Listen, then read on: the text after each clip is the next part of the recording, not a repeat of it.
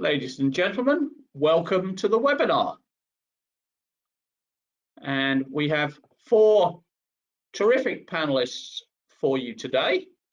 But before I introduce them to you, and they're going to be talking about their plans and how they're going to be looking at their businesses as lockdown eases, which I know is a really critical issue for everyone on the call. But before we do that, just a couple of housekeeping issues. So this is very much your webinar. We want everyone to get involved. So if you have a question for our panelists, there are 2 ways of doing that. As you can see, there's an icon on your control panel. If you click on the icon, that lets me know that you'd like to ask a question live.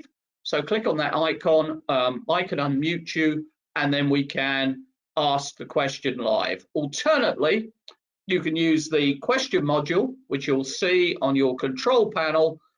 Just type in your question, and I will take those questions and pass them on to our panel. So without further ado, let me briefly introduce each of our panelists and ask them to tell you a little bit about their business, and then we can dive into the questions. So our first panelist is Oli, and Oli has always started self-funded businesses.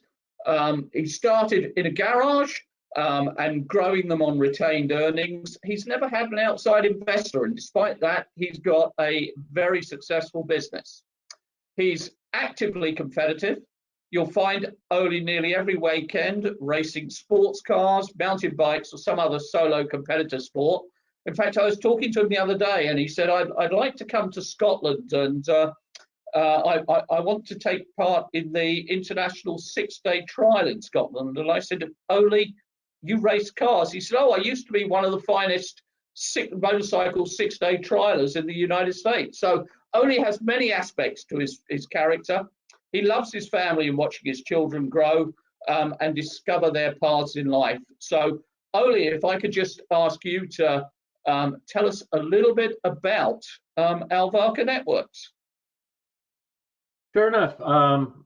Let's see, my image should be popping up. There we go. Yeah, Alvarca Networks is what most people would call an MSP, although I don't really like to use that descriptor because I want to be able to have my sales team describe who we are and not have the prospect jump to a conclusion based on some other discussion they had with another MSP. But we service primarily the mid-market sector. That's companies that generally have 100 users and go on up to about 5,000 users. Our sweet spot are companies with about 500 or 600 users on their system. We generally work with IT departments. All our clients, as a general rule, have IT departments, and our managed services fill in gaps and needs that they have that they can't really fulfill very well themselves. So that's in a nutshell Alvarca Networks. We're in headquartered out of Southern California, and I have a sales philosophy of selling locally but servicing globally. Super. And our next panelist is Darcee Nelan. You see Darcee there. She's been in the telecom industry since 1984 and is the CEO of IQ Wired, a woman-owned business.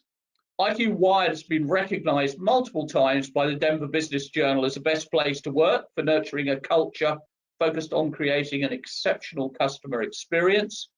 And Darcee's favorite quote is, "Get busy living or get busy dying." That's, as you may know, from the Shawshank Redemption. So Darcee, tell us a little bit about IQ Wired. Great. So IQ Wired, as you mentioned, is a women-owned technology consulting firm. We have a sort of a hybrid role. So we have a traditional brokerage function that we perform on behalf of our customers, and then we also are an MSP from a standpoint of we provide a lifecycle management offering for some of our mid to enterprise customers, where we actually take on the management of the services for those customers. So that's kind of in a nutshell about us. We're headquartered in Denver, Colorado. We've been in business since 2003. Excellent.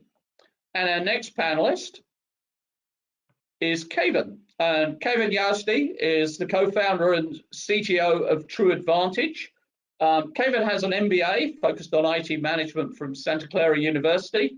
He's a frequent speaker in the Bay Area industry associations on IT security and also trends for SMBs, which are many of his customers. And he's the visionary behind True Advantage's Secure 360 advanced security solution. So, Kayvan, tell us a little bit about True Advantage. All right. Well, happy Thursday to you, Rod, and everyone on the panel and all the participants. Glad to be here. So, True Advantage, we are actually one of the younger managed service providers here in Cupertino, California. Our headquarters is right in front of Apple Campus in downtown Cupertino. And company was founded in 2010. We were primarily a healthcare-focused IT solution provider. And our name at the time was Medicnology, which is a completely medical-focused name. And in 2013, we kind of realized we are diversifying. We're getting non-healthcare clients because of the referrals and some marketing that we were doing. So the name of the company got changed to True Advantage. The primary target of the company is small and medium businesses. And we, over the past 12 months, we've started a gradual development within the company to get into the mid-market and offering co-managed services or co-managed IT to bigger companies. So that's our company in a nutshell. We do have a second office in Philippines that we utilize quite a bit, and the primary office is here in San Jose, Cupertino, Bay Area. And I want to say 80% of our clients are in California, primarily Northern California. We do have clients in Southern California and also some out of state and with branches all over the world. So that's us in a nutshell. Fabulous. Thank you, Kayvan. And our fourth panelist is Ryan Walsh. Many of you will know Ryan. He's the Chief Channel Officer at Pax8. And as the Chief Channel Officer, Ryan leads the company's product organization. So he's responsible for vetting, onboarding, and integrating new vendor partners. He's got more than 18 years experience helping channel partners build successful cloud practices. And Pax8 are very focused on making it easy to sell, bill, and support cloud subscription services. And under his direction, Pax8 is redefining how distribution works for the channel in a cloud-centric world. And Pax8 have been one of the great successes of the last few years. So, Ryan, tell everyone a little bit more about Pax8. Yes, I'll start with, in keeping with Pax8 tradition, we always start with a weird fact. You might not know about me, but my weird fact is I have torn both my Achilles tendons. And so at 5'9", that significantly impacted my leaping ability as a guy who likes basketball. So I share that with you. And Pax8, yeah, the one thing I want to say about Pax8, I think your description, Rod, was spot on, but we built Pax8 to really redefine distribution for cloud services. That's all Pax8 does. And so I'm happy to be on this panel with these partners because they're also partners of Pax8. And we're really built to find a new way to help vendors reach the channel community and be effective at building a cloud practice. Super. And so, Darcee, let me take the first question to you. We're beginning to exit lockdown. There's what everyone refers to as a new normal, though I have no idea what that actually is. What are the 2 or 3 key things you're doing with your business as we start to exit lockdown to prepare your business for the next 2 or 3 months?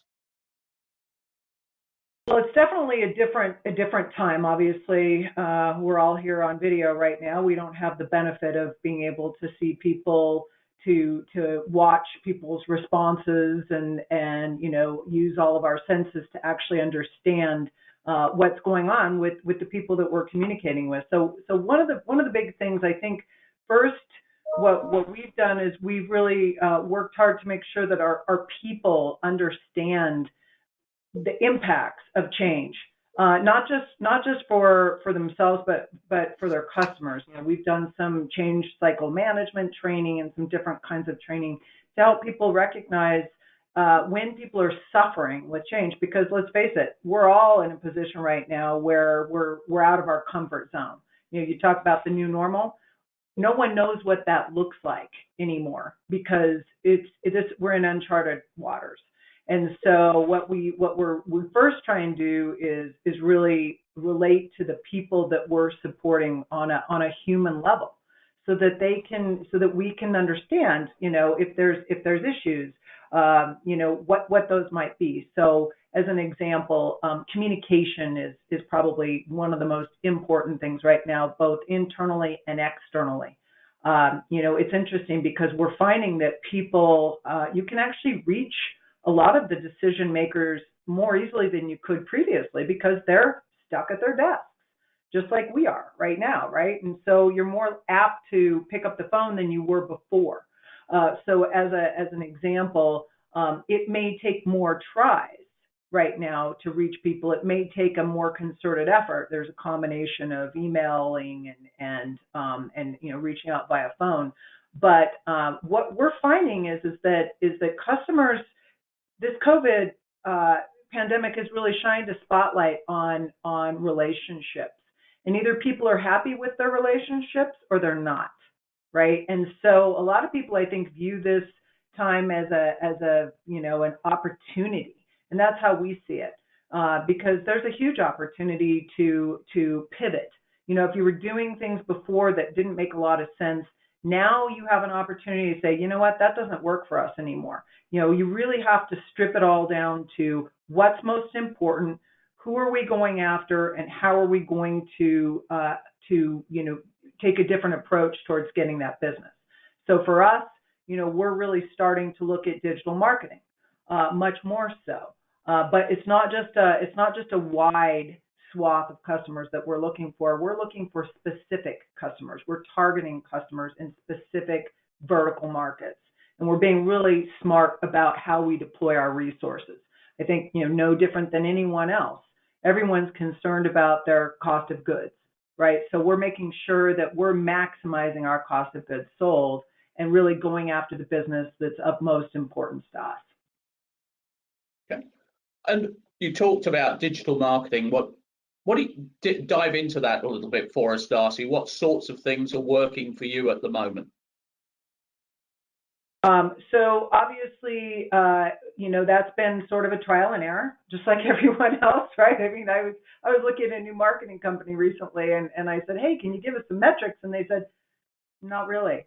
This is a changing world. You know, no one knows what's working, what's not working. So there's a little bit of, you know, trial and error there. But in terms of what we're starting to do now is, like I said, identifying specific verticals, specific companies that we're going after.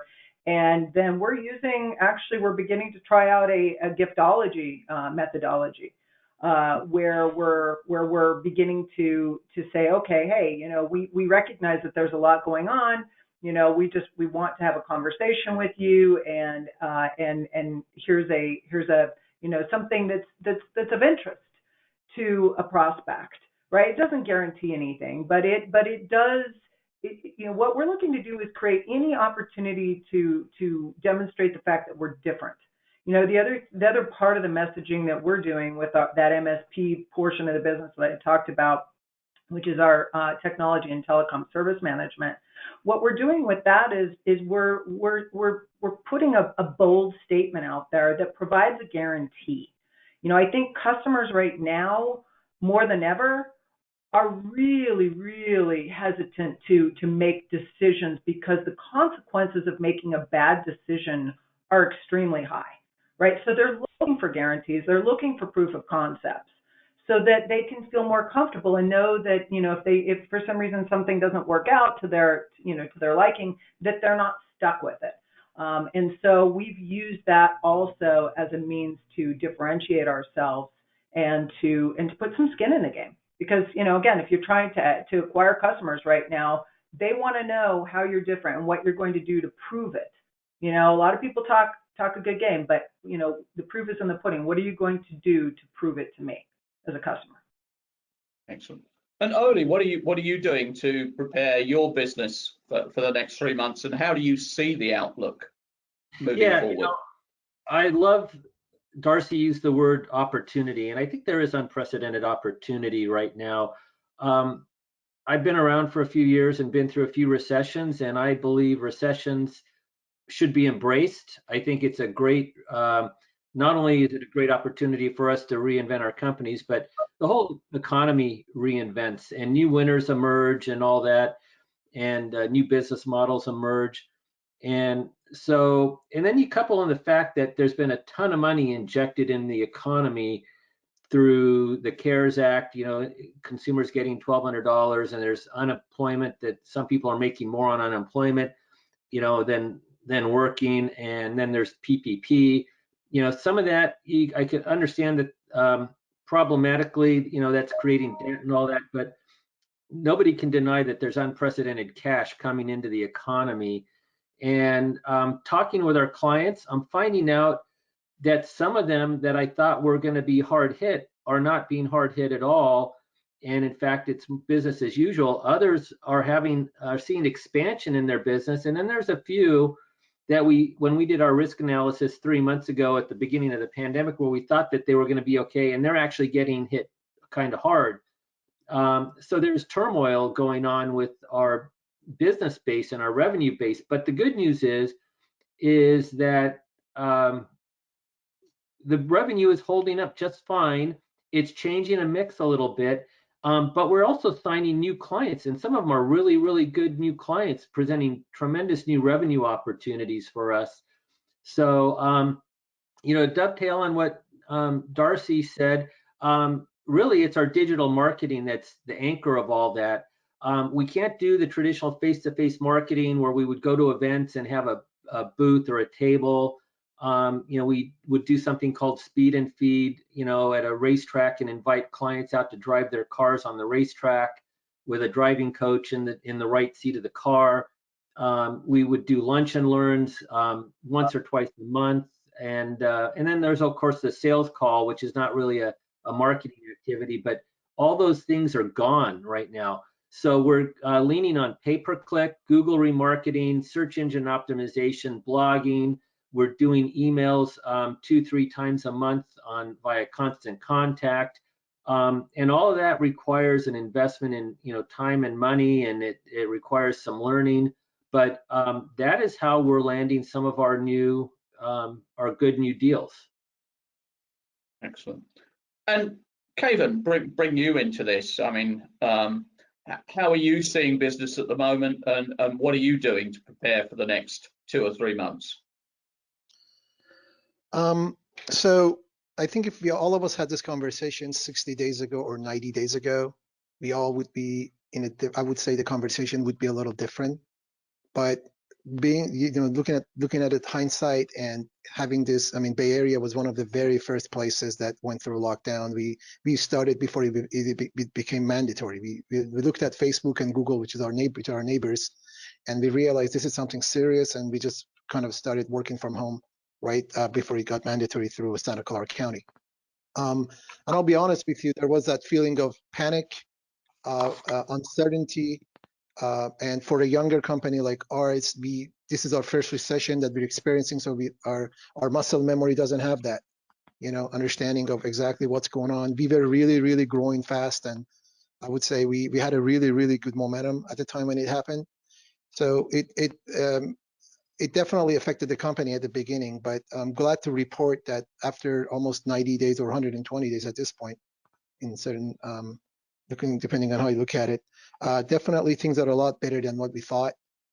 Being a company that primarily deals with healthcare, we thought we're going to be hit pretty hard because healthcare offices, some hospitals got really busy, but from the other side, some offices, even our existing clients, they're at 40%, 30% capacity even today. And some of it, I mean, oncology centers where people need to go and get treatment for cancer. if half of them are not showing up or they're not scheduling their appointments. So that is the reality of what's going on here, at least in the Bay Area. But overall, we definitely weren't affected as bad as we thought we were going to be. As a matter of fact, I'm glad to report that the revenue, the goal that we set in our mind when we did our annual planning at the beginning of the year for Q2 of 2020, we're almost at 70% of that growth that we wanted to have. And this, bear in mind, the planning for that happened pre-COVID.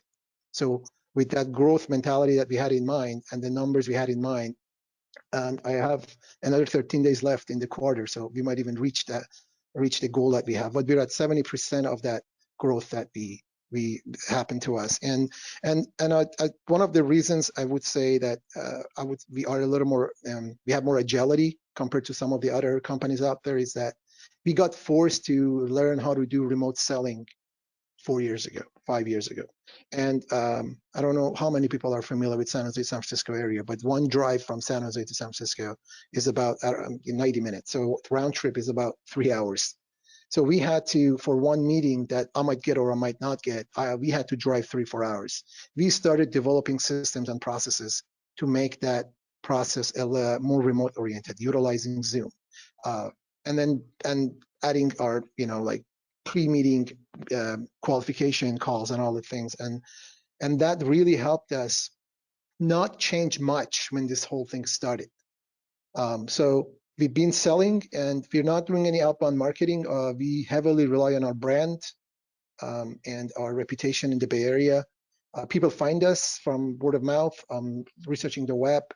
And I think we've been kind of lucky in that category that we were able to, and this was, I don't want to actually use the word luck. We were intentionally focusing on inbound marketing versus outbound marketing. And that really helped us out in times like this. So in terms of is coming up in the next 90 days, I think the main thing for us was a culture change internally in the company. For the first time, we are thinking about having a hybrid office, something that we were not comfortable with, meaning that we might start having, giving access to our engineers to work from home and maybe have 2-3 days working from home, 2-3 days be at the office.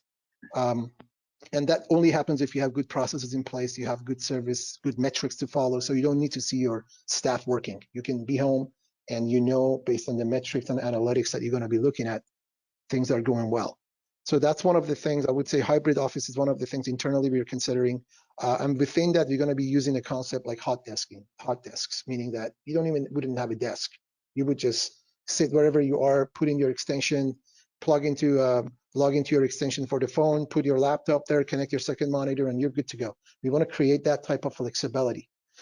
Externally, one of the first things we did for our clients, and I think kind of Darcee pointed that out, everybody's getting reevaluated right now. Like all of our clients, I think, are evaluating this. And there might be some clients that might not be happy after everything settles down, and they'll be ready to change. And that change is coming. So it's extremely important how they're getting treated during this pandemic. And we kind of realized that, right? And we kind of learned that from some of our other vendors that they were calling us, they were in touch with us. How are you guys doing? Just that basic, how are you doing? How you guys doing financially? We picked that up from some of our own vendors. I'm like, we should do that to our own clients.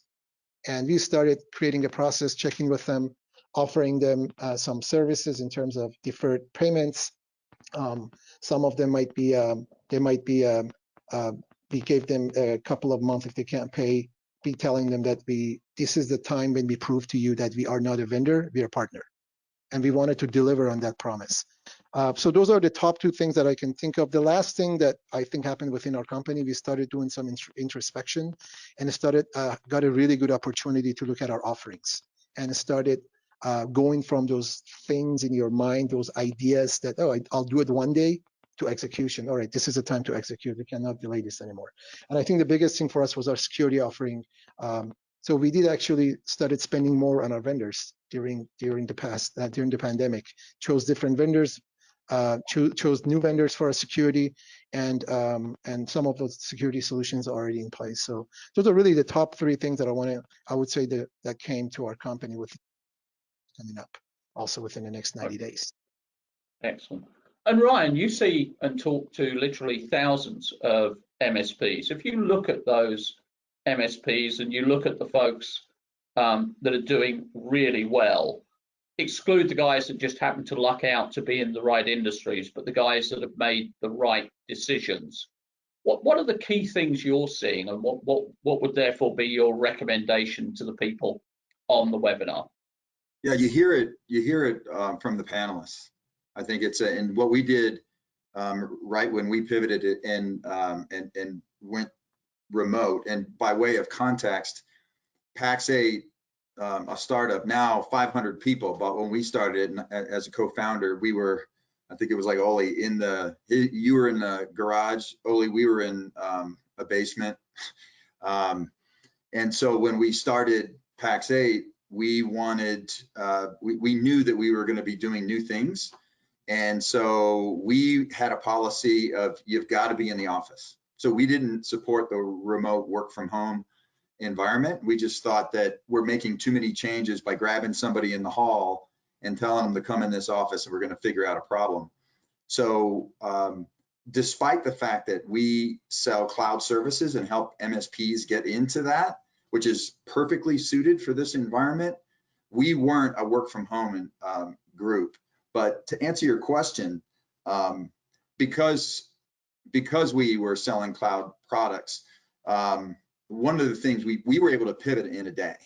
So we made a decision on a Thursday. Our company got notified Friday morning, started showing up and bringing PCs, monitors home. And Monday we were fully work from home. But I'm excited to answer your question because one of the things we had to do right away was we were strong on communication, but we started supplementing that right away with listening.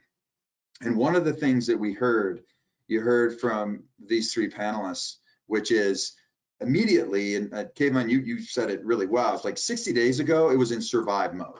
Everybody was in, all right, how do we deal with this? Everyone has talked about, Oli, Darcee talked about, you had to do that. Where it stands now, the thread that runs through these three is that now they're thinking in terms of the new landscape and how do I thrive coming out of it.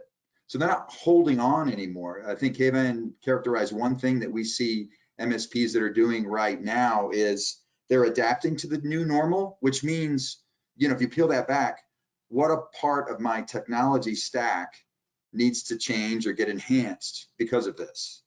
And so, you know, internally, these guys talk about how do I change and do this within our own company, but how are you guiding your customers? And some of the things that we're seeing is, and we actually, we listened, we started holding sessions where MSPs would just tell us, here's what we need right now. Here's what we're looking at doing right now. And these were the ones that had pretty good plans. They were thinking about how do I pivot and where can you, Pax8, a born in the cloud distributor who's working with vendors, how can we help you out? And a lot of what we started with is a part of that, providing new technology stacks. One of the first things that we did at partners' request is how do you turn on Teams and optimize Teams? We had just signed Zoom. Let's, you know, could you tell us how you're making these meetings work online? That has shifted now to a broader view about this solution stack. And it's really cool. I mean, before this call, I just kind of got myself more current with the panelists' websites. And you can see why they're all successful because they're thinking in terms of a solution set, business outcomes. So now the conversation around a technology stack is, you know, what are you doing to facilitate remote learning and training? What are you doing now to secure this new landscape? And that's what we're seeing progressive MSPs doing, is they're looking at how do I update my solution stack to take advantage of the new environment. I have to deal with remote secure access more than ever because everybody's at home. And so to the extent that you had one-time projects or, you know, visit a location type project, all of that is shifting and accelerating from what we're hearing from MSPs to cloud initiatives. Maybe now is the time I go back to my customer and say, you know, that on-prem server, let's talk about how you put that on public cloud with Azure. And those are the conversations that we're seeing and having with progressive MSPs during this time. And that's happening right now, Rod. I think, again, the panelists really reflect this. There's sort of been a settling to what's happened, and now they're progressively thinking, how do I pivot? How do I market to my end customers? How do I train my end customers? It's been pretty cool to see this. Okay, that's cool. And I've got some good questions coming in, so keep them coming, and I'll start with the first of them. We hear that today relationships are more important than ever. Could the panelists comment on specific things they're doing to maintain their relationships with their existing customers? And Oli, if maybe I can start with you on that one. Yeah, boy, that's a really, really good question, and it makes me go back to the first 30 days of this lockdown. And we had clients calling us, I remember now, to ask us how we were being impacted operationally and could they count on us for support. So it was essential that we gave them reassurance that we were here for them. And one of the things that we do at Alvaca that's rather unusual is that we're staffed 24/7, 365 days a year with US-based personnel out of Irvine, California. And we actually sent out notices and called clients to let them know that while we were moving to a work from home strategy, instead of having guys sitting in the NOC, that in fact, that we had modified our phone system and all other systems to allow everybody to work from home, but that we were having no operational impact in terms of the deliverables to our clients. So we had to give that reassurance that we were still there and viable for them. I think that was step one. And step two was we had to help a lot of them, expand their work from home strategies themselves. I think almost every MSP had in the first month a bit of a spike in business related to work from home activities that had to happen. I think the next 60 days after that were the more difficult days to deal with. When that brief spike went away, that was where the remodeling of your business and re-strategizing how you're going to run your business really comes into play. But yeah, I think the key thing was contacting clients and reassuring them that we were still here for them. That was probably the key thing for us in this beginning of this pandemic. And so, Kayvan, do you have, in terms of existing customers, a set of things that you're doing to contact them, to keep them engaged with the company? I don't want to say we were the most systematic company to address this. We kind of learned as we went along, but the very first things that we did was, I call it the how you doing email and the how you doing and conversation. So one of the things we did was contacting our clients, just telling them, how are you doing? And we understand these are special times. So you want to create that kind of human-based kind of relationship into this IT transactions that are happening between you and your clients. And fortunately, the culture of our company has been always that way, but we added to that human side of the relationship more by just asking them how they're doing. One of the other things that I think Oli kind of mentioned was there were some clients concerned about how this is going to impact us. Instead of them being impacted, they were asking how are we going to be able to handle their issues or not. So some of the things we did was we sent out regular communications of everything is normal for us. We've been used to this. We've been using technology. We're just doing it from home now. So we just wanted to put their mind at ease.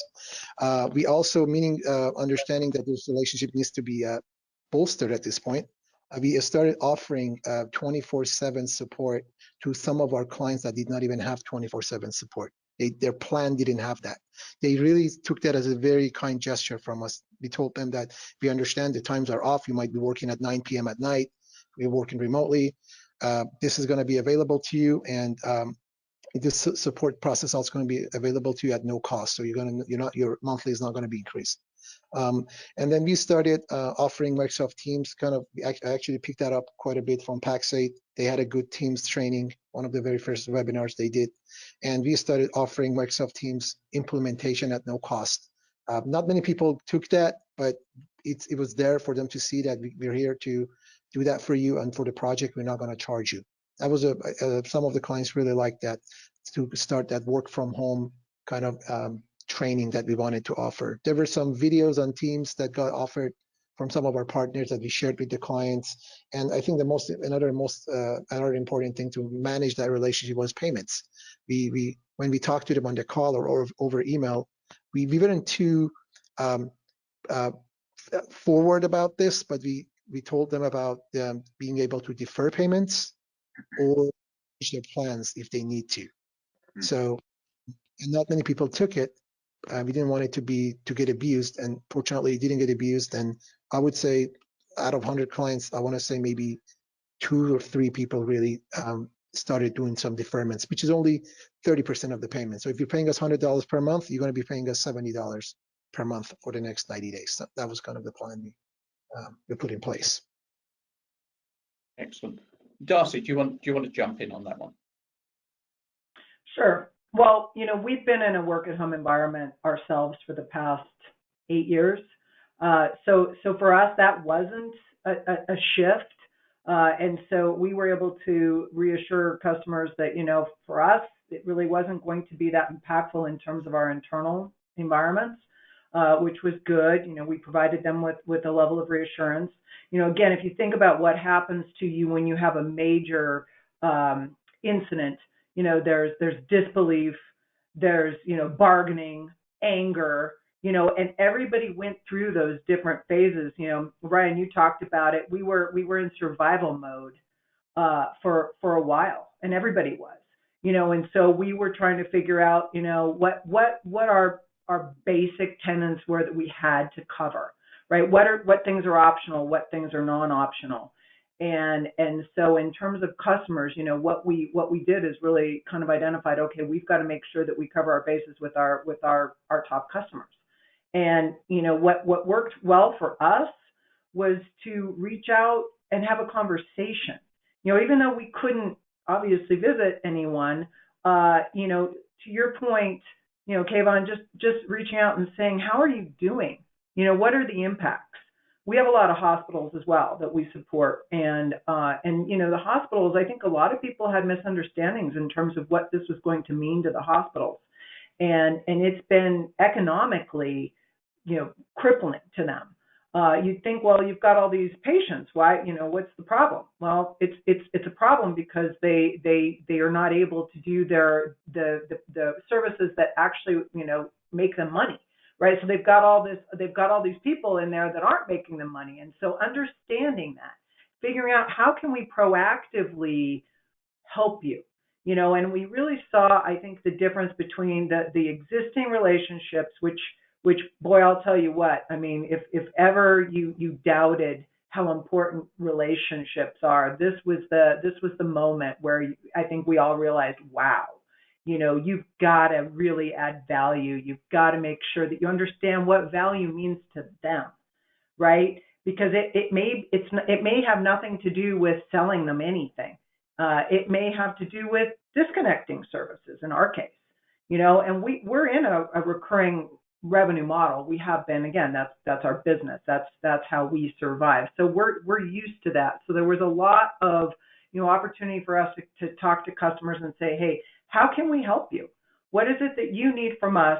This is what we hear from other customers. And I think that's really important too. Helping to cut through some of the, I guess, just the FUD that's out there, some of the chaos that customers experience when dealing with multiple vendors.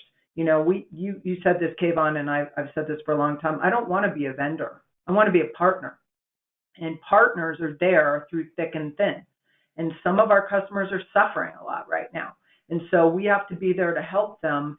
And I've already seen, the upside from that. We've seen some deals that we've been working for years that are just, boom, it's happening now. So it's hard to predict kind of where it's going to come from, but I think, you do the right things for people and they remember that, especially during these hard times. People will remember our deeds, and they'll see us as a good partner, and they'll want to continue those relationships. And again, keeping in mind that they are evaluating everything right now.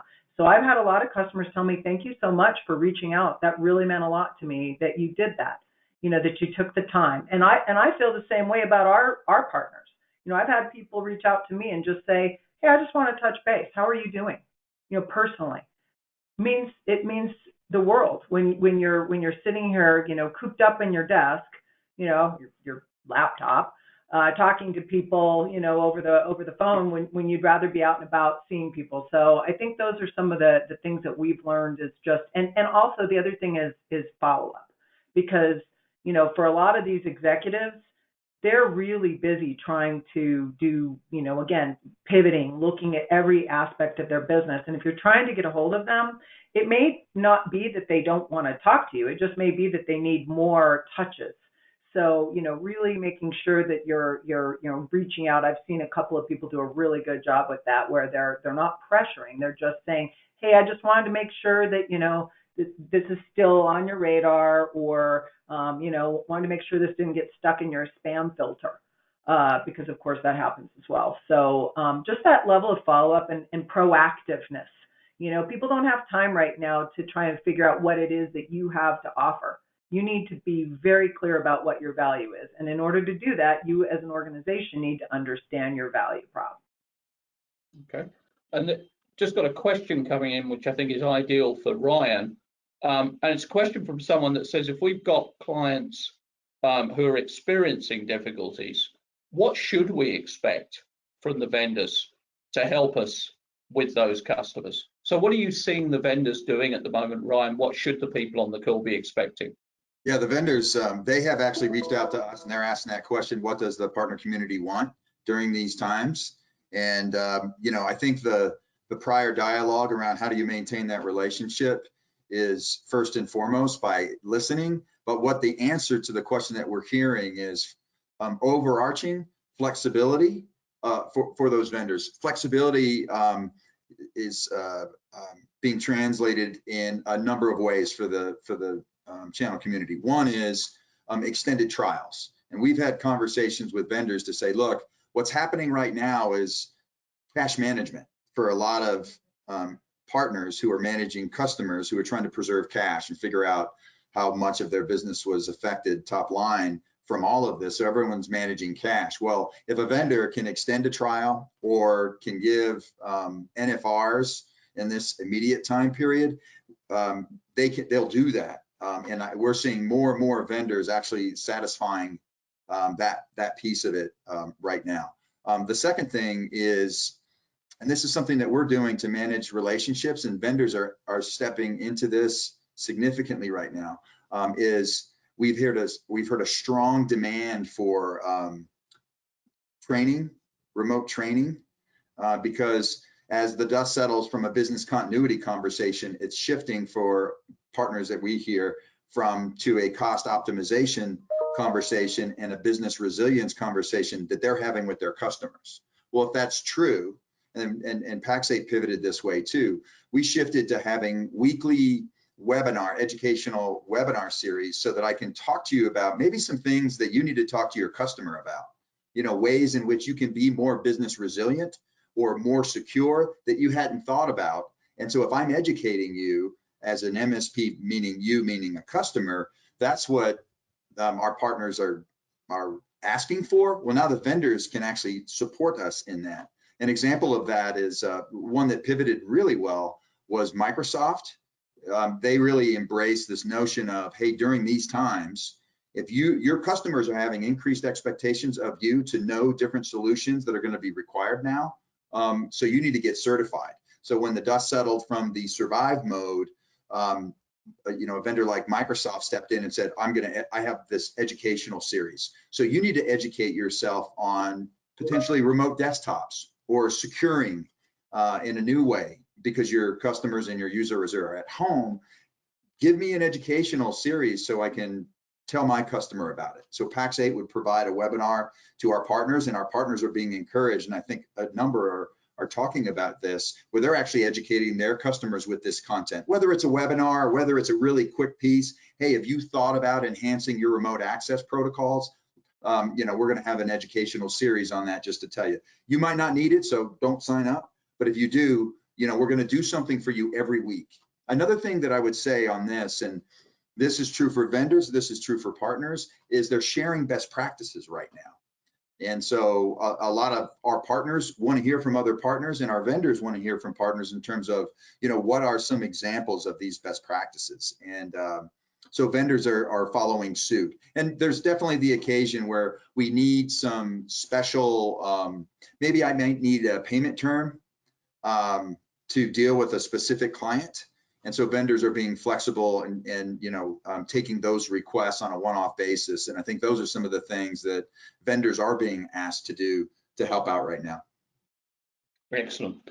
Now I'm getting a lot of questions coming through from people on the call about marketing. So I want to cover this off fairly quickly, but if I could ask each of you, starting with you, Oli, if you look at the marketing you're doing at the moment, what are the one or two things that are really working for you at this moment in time?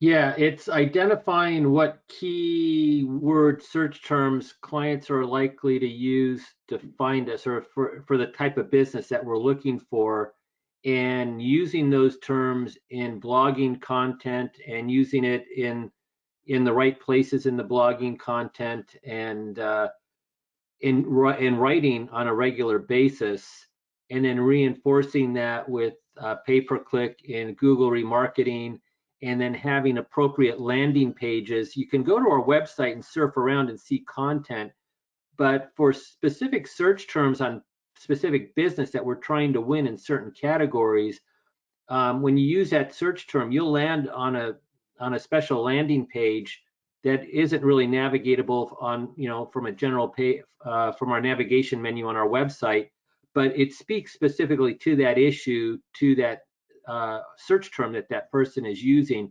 So it might be on DFARS or ransomware, or on enterprise software patching. You'll get messages speaking directly to that issue for the client. We're not just dropping them into our website or some page on our website.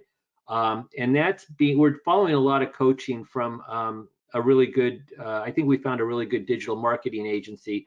So we're really following their directives. Excellent. And the same question for you, Kayvan. If you look at the marketing you're doing at the moment, what's really working for you? Well, to be honest, we're not really doing anything different at this point. Our marketing, I would say this is the best time for a lot of companies to enhance their brand. This is a really good time to maybe change. And this is actually, there's a good reason for it. If your marketing is more inbound versus outbound, even a pandemic like this, it's going to affect it because people might look for your services less, but you're going to be less affected because it's an organic way of being found. And I would say enhance your brand. And if I want to put it in practical terms for you, is start from your website. Make sure you have a website that creates trust within 30 seconds of looking at it. If you don't have good video testimonials from your clients, this is a good time, even through Zoom, to create some good video testimonials from your clients, put it on your front page. If you're not utilizing Google My Business, I can swear by it. This is one of the best things that ever happened to us. Use Google My Business. Make sure you have good reviews from there. One of the things we've done is any ticket we close, and they give us, hey, you guys did a great job. There's a next page. It's an automatic thing that we've created that gives them a link to our Google page. Hey, thanks for giving us an awesome review. Can you be kind enough to leave us a Google review as well? And out of 5, 2 or 3 one might do that. And all of a sudden you'd have 20, 30 reviews that way. I would say for us, it's been primarily inbound. It's really, it's almost zero cost. So it's a lot of thinking, it's a lot of process creation, it's creativity, but when it works, it's pretty much free marketing because now people are coming to you. And when you do your Google My Business, when you have a good website, also what Oli said, people find you. People put the key terms that they need to put in, they find you, and then everybody knows that the consumers have the powers now. It's not 30 years ago when you go to Walmart or some of the Target and whatever you found, you would buy it from the shelf. People go online, they read reviews, they educate themselves. Even when I'm at Target, I still do my Amazon review to make sure this product is a good one. It teaches me a lot of things that probably it's the same behavior from our clients. So make sure you make sure those points are covered when people are doing those researches about you. So I would say primarily that would be branding and good online presence and good reviews. Excellent. And Darcee? You know, as part of our strategic planning every year, we go through a series of exercises, and several years ago we did one called Dead Ducks. And if 50% of your business was gone overnight, what would you do? What would you cut? And you know, at the time it was kind of a fun exercise, and you know, we thought, oh, this is great. You know, we'll have to think about that someday. And then COVID pops up, and it's like, ooh. I mean, you know, we obviously, you know, didn't know what the situation was going to be. We didn't know what was going to happen if our customers would quit paying their bills, because again, we're in a residual model, right? So we get paid only if our customers pay. So it was very nerve-wracking to think about, you know, the possibility of losing a big chunk of business. Luckily for us, you know, to your point earlier, I think, Kayvan, it didn't end up being what we thought it was going to be. It actually, you know, was much better than what we anticipated. But in thinking about that exercise, you know, again, we talked about how do you prioritize, you know, if you can't do it all, right? Because there's good, better, best. And if you can't do it all, what are you going to focus on? And so what we really did was use this as an opportunity, like I said, to kind of step back and say, okay, what should we be doing? You know, we have the opportunity to work with customers where we can add value, or we can do a lot of transactions. You know, we have decided for our business that the value is in working with customers where we can add value, right? We don't want to just be a transactional vendor. We want to be a partner. And so, you know, that whole concept has shaped our marketing. We've shifted. Like I said, we were doing more of a broad marketing campaign in the past.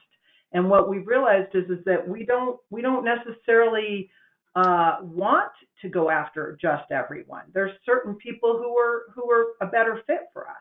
And so we've adjusted our marketing to be much more targeted, like I said, using kind of a giftology approach, but also, you know, I think in terms of how to do it, really understanding your persona is important, like I said, and really being okay with the fact that, you know, we all have to sort of put our stake in the sand and say, this is what we are.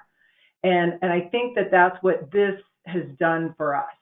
Is it's really allowed us to see that, you know, okay, there's a variety of ways we could go, and they're all good. There's nothing wrong with any of them, but it's about being true to who you are.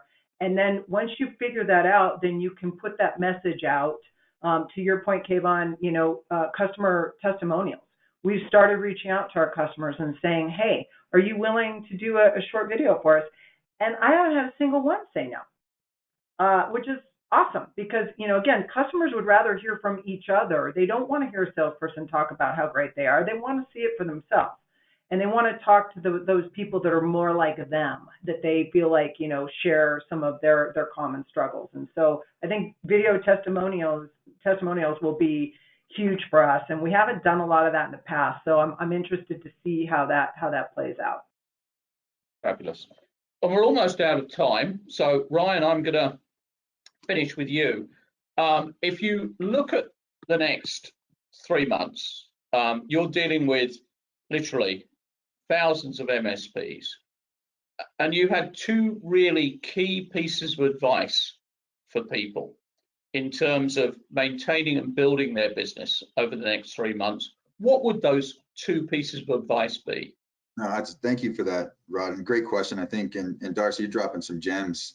It aligns with that whole discussion in terms of what are you doing from the marketing perspective. The first thing that we're hearing is what's logical, and what I would recommend over the next 2 or 3 months is that it's an opportunity to market and to your existing base. If anybody's struggling with net new, there are things you can do, like Darcee is suggesting, video testimonials, use cases, educational content, a business discussion about what does it mean to optimize your cost right now. That's how you can get some net new. But more importantly, you have an existing customer base, and that can be upsell, cross-sell. You've already spent the customer acquisition cost. That's the first place to start, and do it in a way that Darcee is suggesting. It's not shotgun. It's very targeted. It's very intentional. That's yielding much more return on investment for the marketing dollars. So the other thing that our partners are asking us for, and we can provide because of our view, is what are the verticals that are buying? You know, any one partner, depending on where they are geographically, have some purview into that. But Pax8 has, you know, partners, you know, over 10,000 partners across the country.